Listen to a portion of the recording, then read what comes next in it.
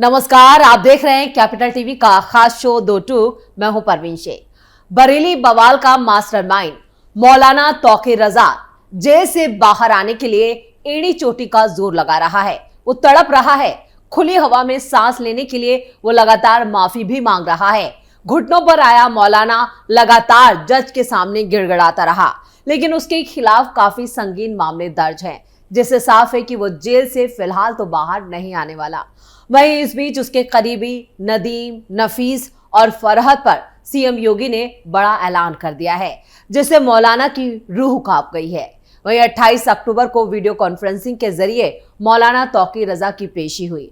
Video में जज से वो खुद को माफ करने की गुहार लगाता रहा, लेकिन सेशन कोर्ट के जज ने उस पर कोई रहम नहीं किया, बल्कि 11 दिन की रिमांड और बढ़ा दी।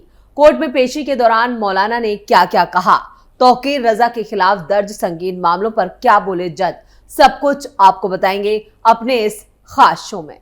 नदीम, नफीस और फरहत की ठुकाई, मौलाना का साथ देना पड़ गया भारी। तौकीर रजा को कोर्ट से नहीं मिली राहत।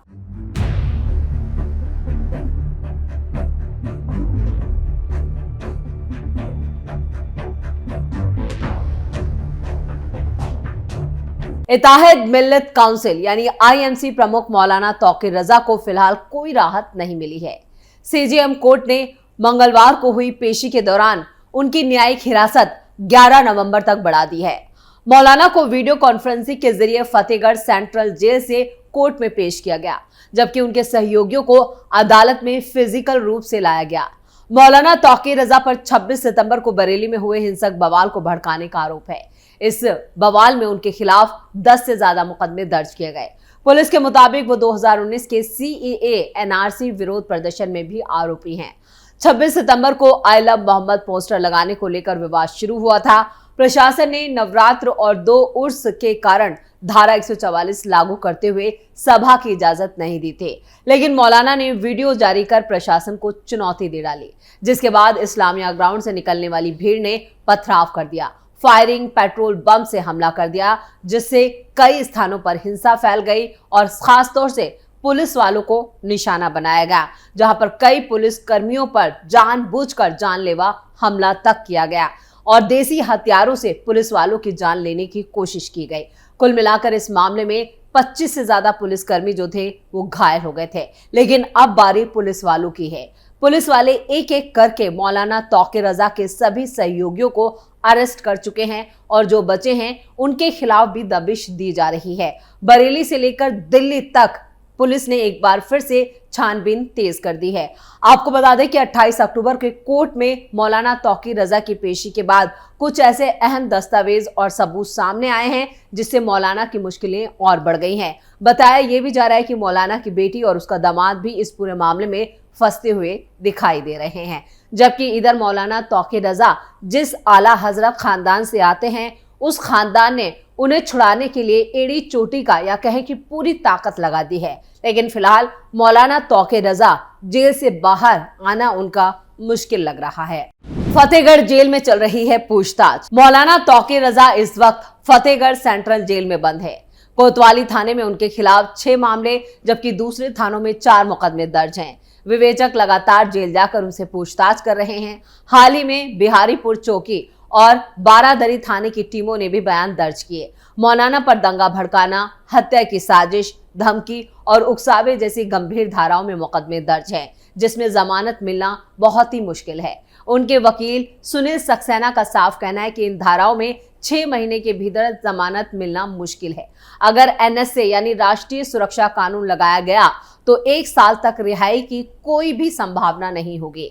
मौलाना के साथ साथ उनके करीबी डॉक्टर्स नफीस, नदीम, फरहत, मुनीर इदरीशी, अनीस सकलेनी और साजिद समेत 105 लोग जेल भेजे जा चुके हैं।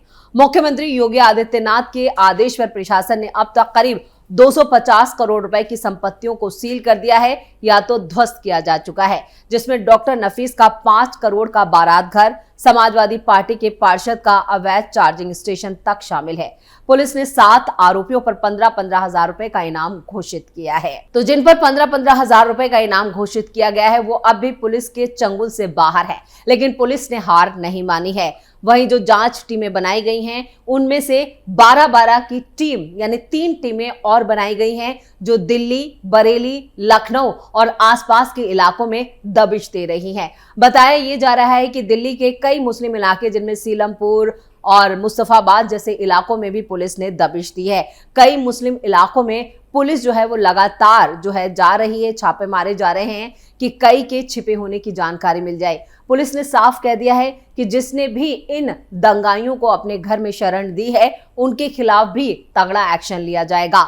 आपको बता दें कि यूपी के 75 जिलों में जो मुस्लिम इलाके हैं वहां पर छानबीन को तेज कर दिया गया है।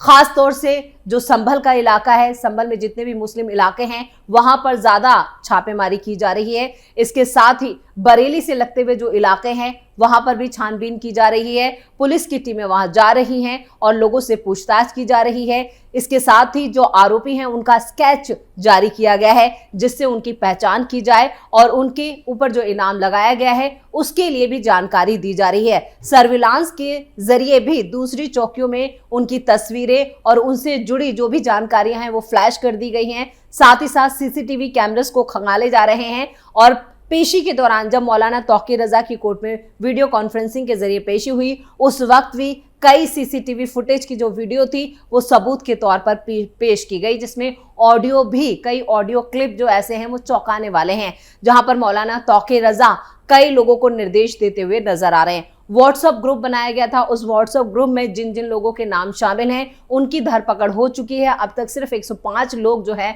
वो पकड़े गए हैं, लेकिन आपको बता दें कि 2000 से ज्यादा लोगों के खिलाफ जो है मामला दर्ज किया गया है। तो आप अंदाजा लगा सकते हैं कि बरेली का जो पूरा बवाल हुआ है, जो दंगा हुआ है, वो कितने बड़े पैमाने पर एक बड़े स्तर पर इसकी तैयारी की गई थी। हफ्तों पहले दंगाइयों को बुलाकर मस्जिद में बैठाया गया था, उन्हें बाकायदा उनकी खिदमतदारी की गई थी, उन्हें खाना खिलाया गया था, सारे ऐशो आराम उन्हें दिए गए थे और उन्हें बताया गया था कि उन्हें 26 सितंबर को करना क्या है। यानी पूरी साजिश के तहत, और इसकी पूरी जो प्लानिंग है वो एक हफ्ते पहले हो गई थी। इसकी जानकारी खुद पुलिस ने दी है और अब एक एक तार जो है पुलिस इससे जोड़ रही है। तौकीर के करीबी डॉक्टर नफीस पर एक और मुकदमा। बरेली में बवाल कराने वाले आरोपी मौलाना तौकीर रजा खान के करीबी डॉक्टर नफीस के खिलाफ कोतवाली में एक और मुकदमा दर्ज किया गया है। मुकदमे में डॉक्टर नफीस की पत्नी फरहत बेगम भी आरोपी बनाई गई है। ये कार्रवाई मोहल्ला 414 साहूकारा जो उसके पास ही है राजो वाली मस्जिद के मूल निवासी और पीर बहोड़ा में रहने वाले मोहम्मद कमर अख्तर की एफआईआर के बाद दर्ज की गई है। मामला वक्फ प्रॉपर्टी के फर्जी गिफ्ट डीड बनवाने और उस पर काबिज होने से जुड़ा है। कोतवाली थाना अध्यक्ष अमित कुमार पांडे ने यह जानकारी दी कि शहर में 26 सितंबर को हुए बवाल को लेकर मौलाना तौकीर और उसकी पार्टी के महासचिव और प्रवक्ता डॉक्टर नफीस सहित दूसरे आरोपी जेल में बंद हैं। मोहम्मद कमर अख्तर ने एसएसपी को एक प्रार्थना पत्र दिया। उन्होंने एसएसपी को बताया कि उसकी दादी नन्नो कुजडी का बमनपुरी के वक्फ संख्या 26A में करीब 95 वर्ग गज का एक मकान बना हुआ था। उसके नीचे 5 दुकानें भी बनी थी। एक दुकान में उनकी दूर के रिश्ते की दादी सब्जी की दुकान चलाती थी और अपना जीवन यापन करती थी। उनके दादा साबिर हुसैन की सब्जी की दुकान यहाँ पर जो कुतुब खाना सब्जी मंडी है उसमें थी। इस वजह से नन्नो का उनके दादा की दुकान पर आना जाना था। नन्नो ने उनके दादा साबिर हुसैन को अपना मुंहबेला भाई भी मान लिया था। नन्नो ने ही अपनी मौत से पहले वक्फ संख्या 26A वाली संपत्ति उनके दादा साबिर हुसैन और उनके 3 बेटे साकिर हुसैन, जाकिर हुसैन और नासिर हुसैन के वसीयत कर दी थी, यानी इनके नाम कर दी थी।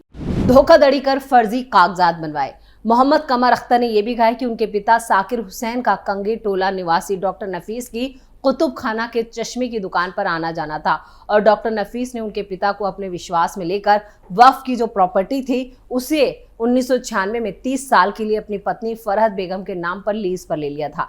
2022 में उनके पिता का निधन होने पर डॉक्टर नफीस और उनकी पत्नी फरहत बेगम ने धोखाधड़ी कर फर्जी कागजात तैयार कर लिए और जो वक्फ की जो प्रॉपर्टी थी वो अपने दोनों बेटों यानी नोमान खान और मोहम्मद फरहान खान के नाम जो थी वो गिफ्ट डीड बनवा ली। उस प्रॉपर्टी पे वो सभी अभी भी काबिज हैं, यानी जो दुकानें और जिसका जिक्र किया गया है फिलहाल तो वो सील कर दिए गए हैं, लेकिन इस पर बुलडोजर कब चलेगा ये अब तक साफ नहीं हो पाया है। मोहम्मद कमर अख्तर ने मांग की है कि वक्फ संख्या जो प्रॉपर्टी है उन्हें वापस दिलाई जाए, साथ ही जो आरोपी हैं उन पर कानूनी कार्रवाई की जाए।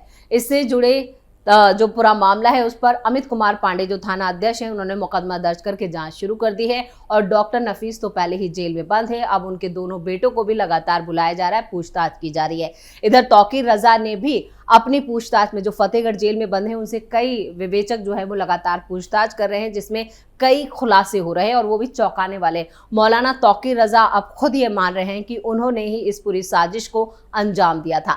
यानी आने वाले दिन मौलाना तौकीर रजा के जेल में ही कटने वाले हैं और जितने भी उनके जो सहयोगी हैं वो भी फिलहाल जेल से बाहर नहीं आने वाले।